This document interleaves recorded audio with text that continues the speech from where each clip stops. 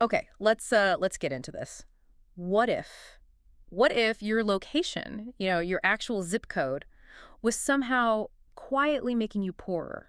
Hmm. Not because you aren't trying, but just the economics of the place itself. That's a really interesting thread running through the sources you shared for this deep dive.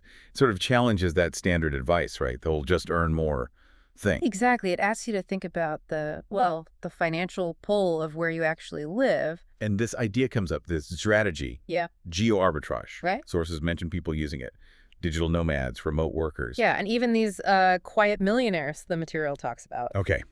So our goal here for this deep dive is to really figure out what this Geo Arbitrage thing is based on the sources and maybe why it could matter to you.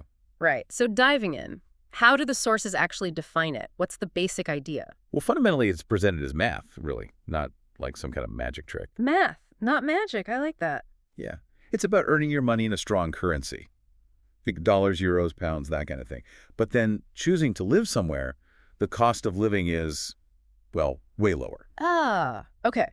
So you're playing the difference in buying power, basically, globally or even within a country. Precisely. You leverage that gap. The sources had some pretty memorable examples, didn't they? They did. They paint this picture of, say, someone retiring in their 30s, Wow. That's living somewhere like Bali, okay. surfing every day.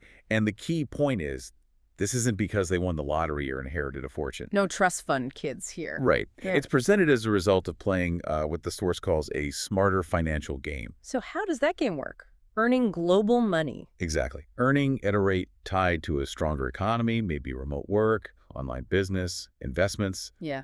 But your expenses, they're local. Tied to the much cheaper place you're living. Correct. Your income isn't limited by the local job market, but your spending is dictated by local prices, housing, food, all that stuff. And that difference, that must create a huge surplus. It can, yeah. There's this powerful hypothetical example in the material. Oh, yeah. Imagine making, say, $4,000 a month online. Decent income in many places. Yeah. Solid. But then your total expenses, rent, food, everything, only come out to maybe $800 a month where you live. Okay, $4,000 in, $800 out. That's a massive difference. Right, and the sources are clear. Yeah. That's not just getting by. They call that thriving. Thriving, yeah. You'd have, what, 80% of your income left over? Exactly. Think what that does for savings, for investing, for just lifestyle choices. It changes everything. And a really interesting point the material brings up is that this isn't just for, like, the stereotypical backpacker or freelance writer anymore. Right. That used to be the image, maybe. But now, with remote work becoming so much more mainstream. The opportunity is just wide open, as the source puts it, for a much broader group of people. It also stresses, though, that you don't have to, move halfway across the world. That's key, I think. The principle works domestically, too. Absolutely. Just moving from a really high-cost city to a cheaper one, even in your own country. Could make a huge difference. Your salary might stay the same if you're remote. But your rent, your daily costs, they could drop significantly. And think about what that unlocks. Paying off debt faster, saving for a house, investing more. Or just having more breathing room, less financial stress.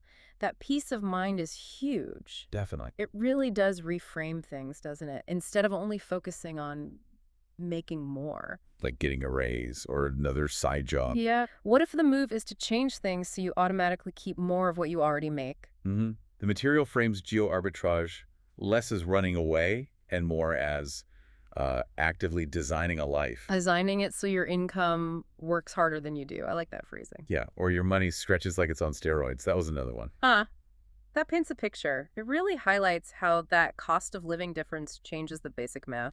It shows that financial health isn't just about the number on your paycheck. It's about the relationship between income and expenses. And location is a massive lever on the expense side. A huge one.